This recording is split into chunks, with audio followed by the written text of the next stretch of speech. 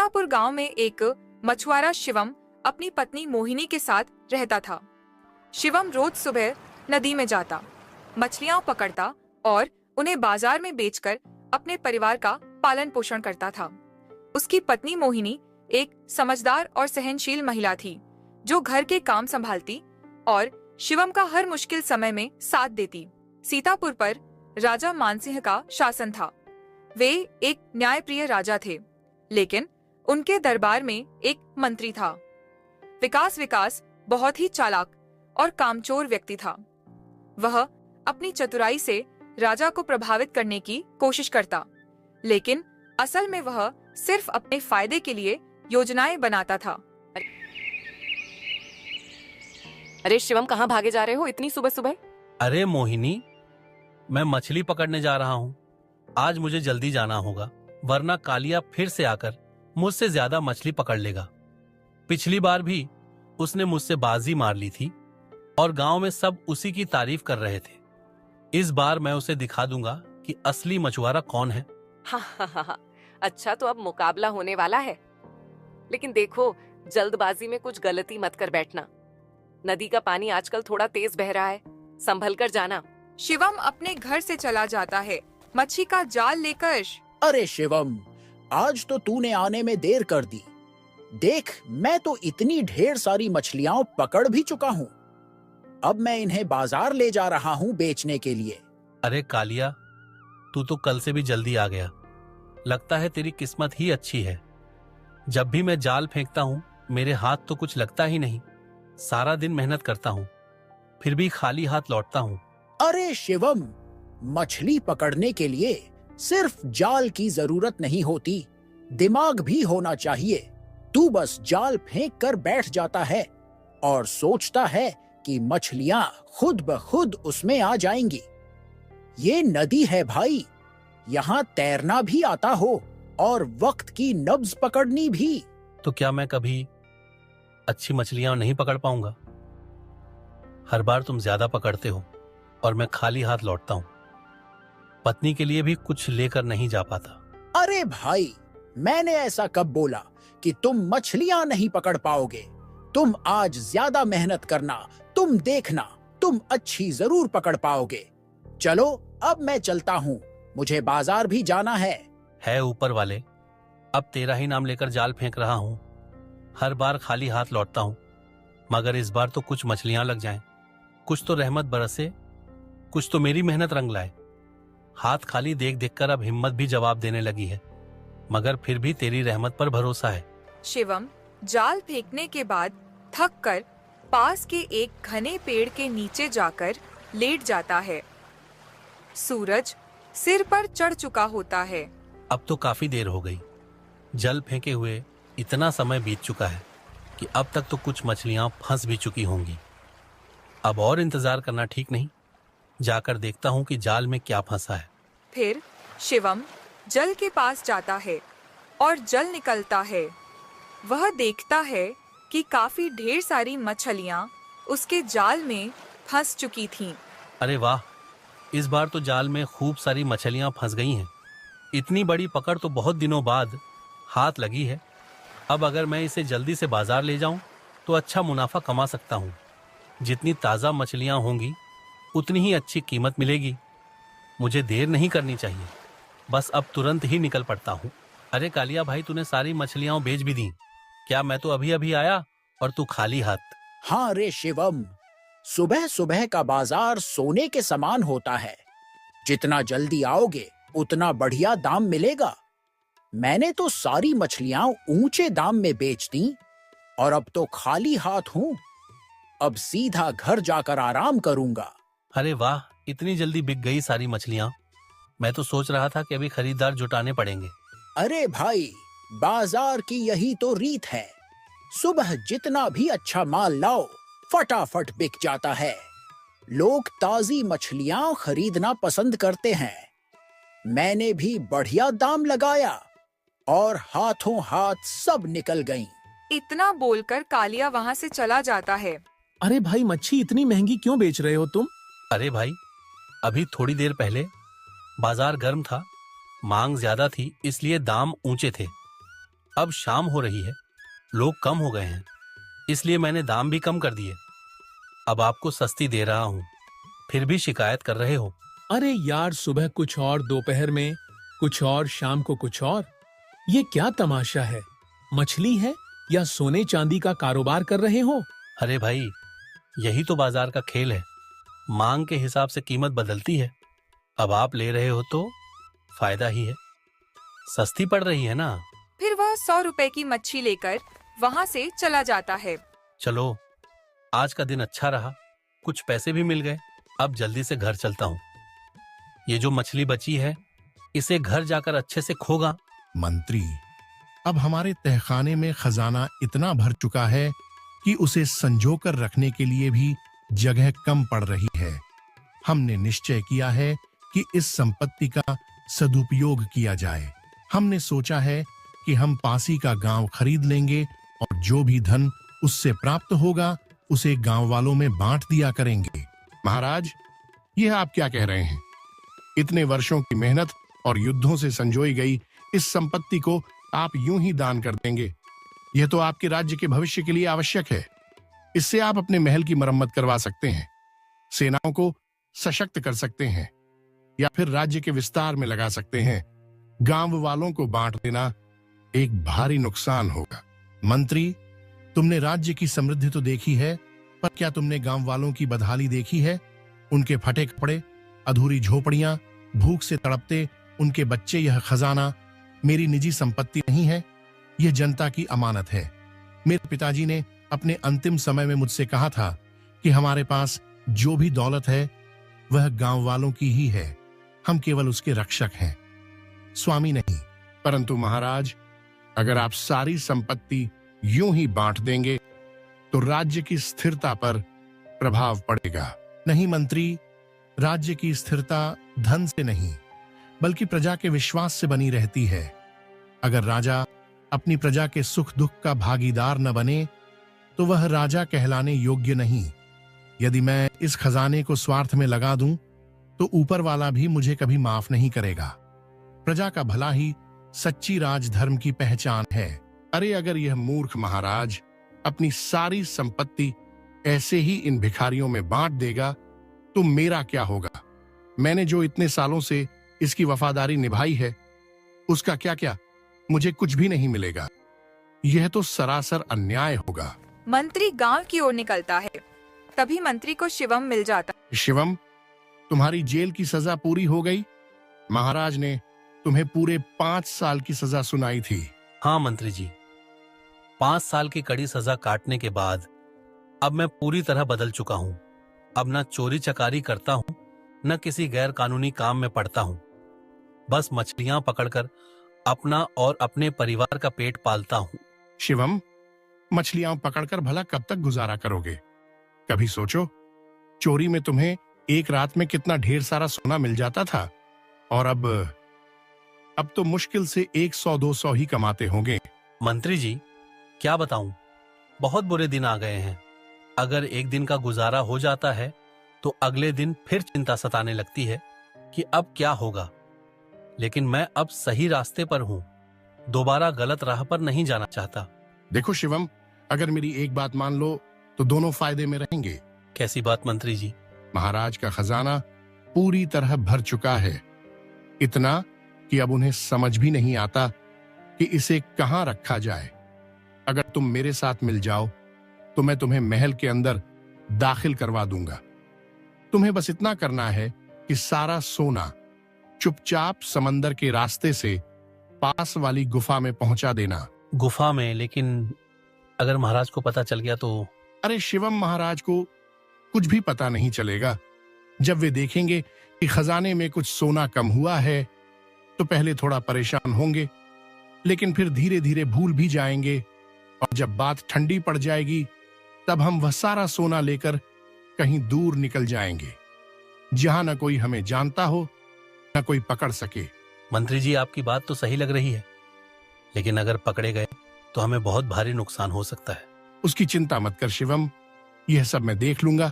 तुम्हें बस मेरी बताई योजना पर अमल करना होगा। तुम्हें फिर से अमीरी का स्वाद मिल जाएगा। सोचो वो पुराने दिन, वो शान और शौकत। ठीक है मंत्री जी, लेकिन इस बार मुझे कोई भी गलती नहीं करनी है। हमें बहुत सावधानी बरतनी होगी। ठीक है शिवम, कल को ही तू महल की साइड आ जाना। रात के समय मैं तुझे अंदर बुला लूंगा और तभी हम यह खेल खेलेंगे। अरे शिवम, कौन था बाहर? किसी से बातें कर रहे थे, इतनी देर से मैं कब से देख रही हूँ। अरे कोई नहीं था भाग्यवान, बस मेरे कुछ पुराने दोस्त आए थे, उनसे मिलने गया था। थोड़ा हाल चाल पूछ रहे थे, बस उसी में समय निकल गया। हाँ हाँ, दोस्ती निभाने के अलावा तुम्हें और आता ही क्या है? कभी अपने घर गृहस्थी की भी चिंता कर लिया करो। दोस्त बनाते रहोगे लेकिन घर का खर्चा कैसे चलेगा, इस बारे में कुछ सोचा है? मैं अपनी पूरी मेहनत से काम कर रहा हूँ, मछलियां पकड़ कर लाता हूँ, जितना कमा सकता हूँ कमा रहा हूँ। हाँ, खूब दिख रही है तुम्हारी मेहनत। घर में झाड़ू पोंछा करने के अलावा कुछ बचा ही नहीं है। आस पड़ोस की औरतों को देखो, उनके पति उनके लिए सोने के गहने लाते हैं, अच्छे कपड़े दिलाते हैं, और एक तुम हो जिसने मुझे कभी ढंग का खाना तक नहीं खिलाया, कभी मेरी कोई इच्छा पूरी की है?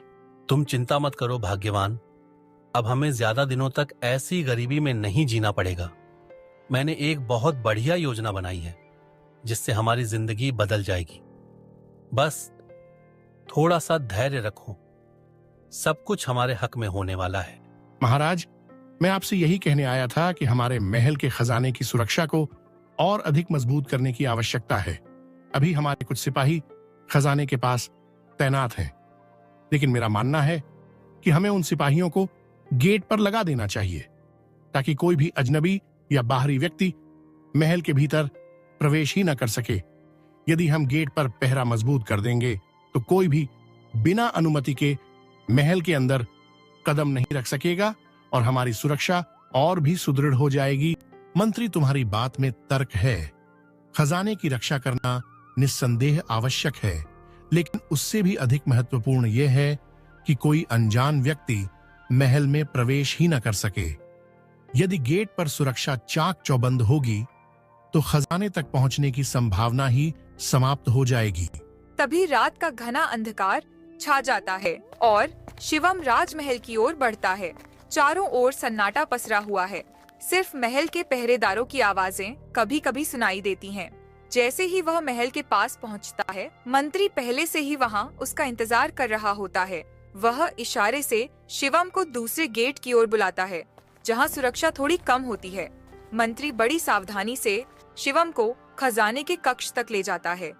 चारों ओर सोने चांदी के सिक्के, बहुमूल्य रत्न और जवाहरात रखे होते हैं जो अपनी चमक से अंधेरे को भी रोशन कर रहे होते हैं। शिवम बिना देर किए थैले में एक एक करके खजाना भरने लगता है। उसके हाथ तेजी से चलते हैं और कुछ ही देर में वह खजाने से भरी कई पोटलियां तैयार कर लेता है। इसके बाद वह मंत्री की मदद से इन पोटलियों को एक गुप्त रास्ते से बाहर ले जाता है जहां एक नाव पहले से ही तैयार रखी होती है। शिवम तुरंत नाव में बैठकर रात के अंधेरे का फायदा उठाते हुए नदी के रास्ते जंगल की ओर बढ़ जाता है। ठंडी हवा के झोंके उसकी गति का साथ देते हैं। जंगल के पास ही एक गहरी और रहस्यमयी गुफा होती है जिसके बारे में बहुत कम लोग जानते हैं। शिवम नाव से उतरकर धीरे धीरे पोटलियां अंदर ले जाता है और उन्हें गुफा के सुरक्षित कोने में क्यों ना छिपा इसमें देता से है। कुछ सोने के सिक्के ले जाऊं? मोहिनी भी सोना देखकर खुश हो जाएगी, और वैसे भी इतने सारे सिक्कों में से कुछ अगर मैं रख लूं तो किसी को क्या फर्क पड़ेगा। उसकी आंखों में वो चमक देखने लायक होगी जब मैं उसे ये सुनहरी सौगात दूंगा। शिवम को सोने के सिक्के लेकर अपने घर की ओर चला जाता है। तो तुम आ ही गए बाहर। तो तुम ऐसे रहते हो जैसे पता नहीं कितना ढेर सारे पैसे कमाने के लिए गए हो। कभी मेरे लिए तुमसे कुछ लाया गया है? अरे मोहिनी, मैं तुम्हारे लिए ही तो गया था।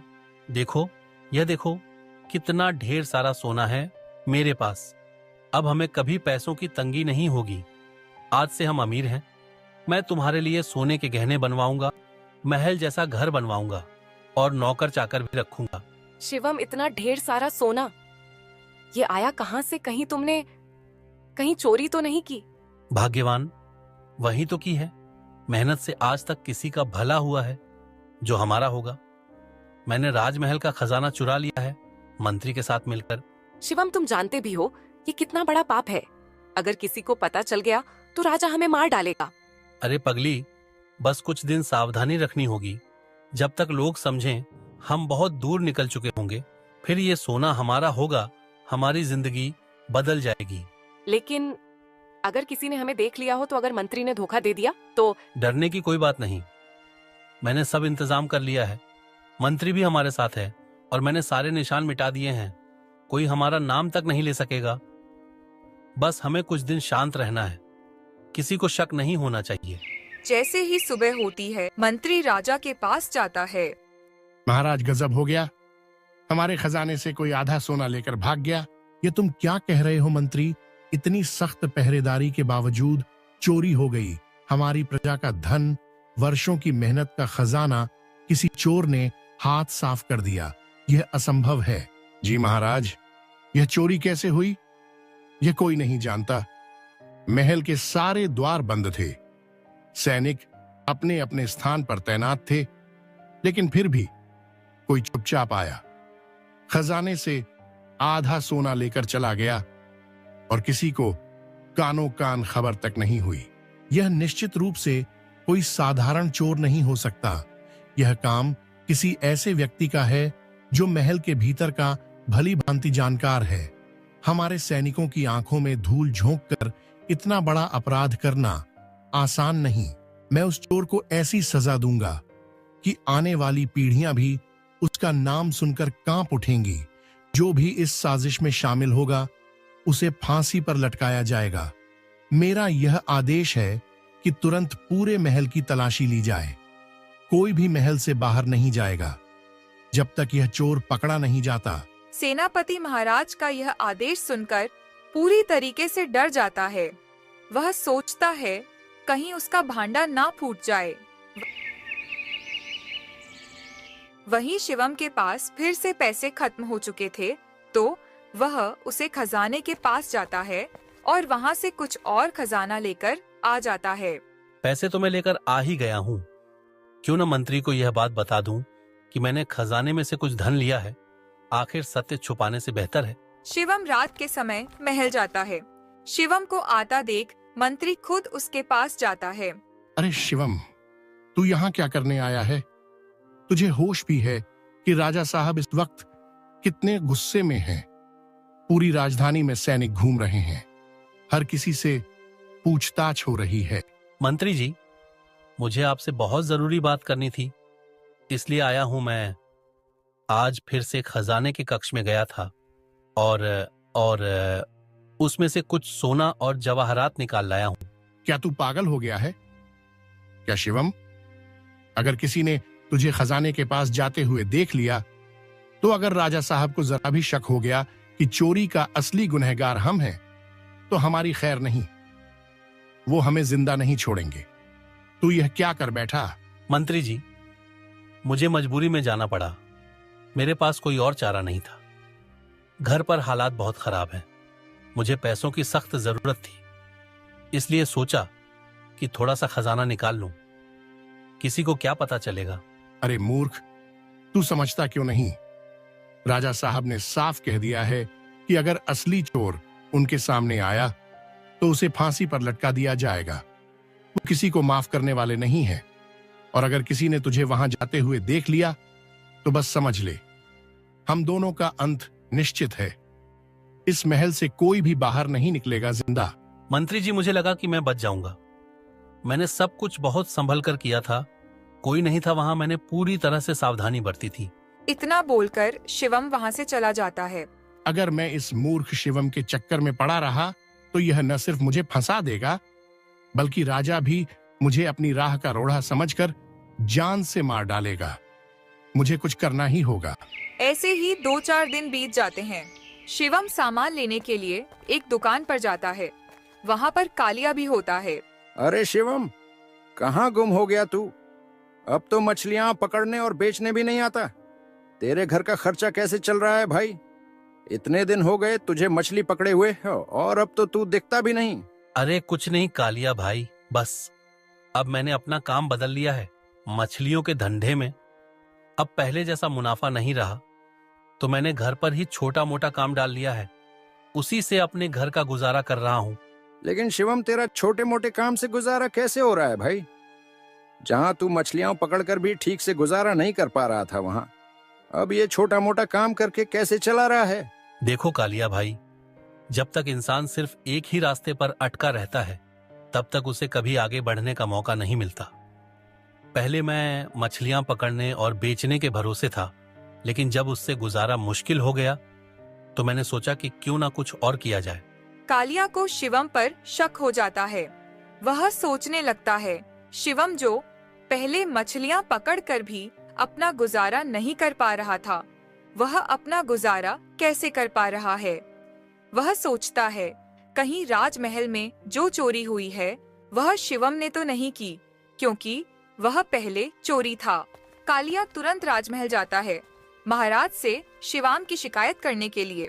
महाराज क्षमा करें, पर मुझे एक महत्वपूर्ण बात कहनी है। राजमहल में जो चोरी हुई है वह साधारण नहीं है। यह न केवल आपके खजाने की लूट है, बल्कि आपके गौरव और शान को चुनौती देने के समान है। और महाराज, मुझे पूरा संदेह है कि यह कृत्य मेरे ही मित्र शिवम ने किया है। क्या तुम जानते हो कि तुम किस पर आरोप लगा रहे हो? बिना प्रमाण के किसी पर ऐसा आरोप लगाना भी एक अपराध है। तुम्हारे पास कोई ठोस सबूत है? महाराज, मैं बिना प्रमाण कुछ नहीं कहता। मैं लंबे समय से देख रहा हूं कि मेरा मित्र शिवम, जो पहले रोज काम पर जाता था, अब कहीं काम पर नहीं जा रहा। वह पहले जैसे कठिनाइयों से गुजरता था, लेकिन अब अचानक उसे अच्छा भोजन और ऐशो आराम मिलता दिखाई दे रहा है। कोई नहीं जानता कि उसकी यह संपत्ति कहां से आई। यदि यह सत्य है तो यह राजद्रोह से कम नहीं। सिपाहियों, जाओ और छिपकर शिवम पर नजर रखो। देखो कि वह कहां जाता है, क्या करता है और किन लोगों से मिलता है।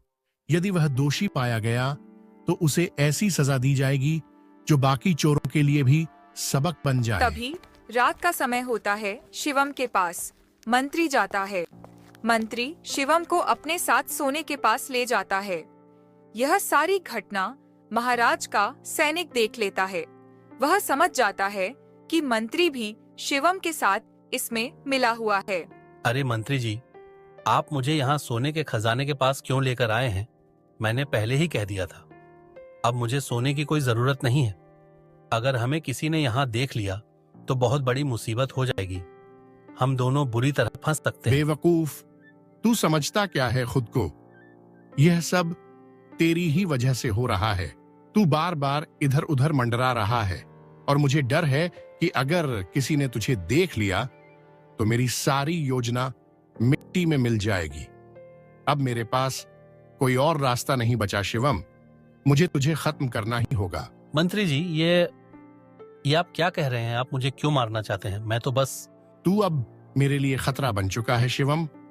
मैंने इतनी चालाकी से यह सारा सोना चुराया, इतनी सफाई से हर पहरेदार को धोखा दिया, लेकिन तेरा यहां आना, बार बार का संदेहास्पद व्यवहार, अगर किसी ने तुझे यहां आते जाते देख लिया तो सबसे पहले मुझ पर शक जाएगा। मैं यह जोखिम नहीं ले सकता। तभी वहाँ महाराज अपने सैनिकों के साथ आ जाते हैं। मैं सोच भी नहीं सकता था मंत्री कि तुम मेरे साथ ऐसा विश्वासघात करोगे। जिस व्यक्ति पर मैंने सबसे अधिक भरोसा किया, वही मेरे महल के खजाने को लूटने का षड्यंत्र रच रहा था। यह न केवल एक चोरी है, बल्कि यह राजद्रोह है, हमारी गद्दी का अपमान है। महाराज, मैं निर्दोष हूँ, मैंने कुछ नहीं किया। चुप रहो शिवम। जब हमने तुम्हारी पिछली सजा कम कर दी थी, केवल 5 साल की कैद देकर तुम्हें छोड़ दिया था, तो फिर तुम्हें दोबारा चोरी करने की क्या आवश्यकता पड़ी?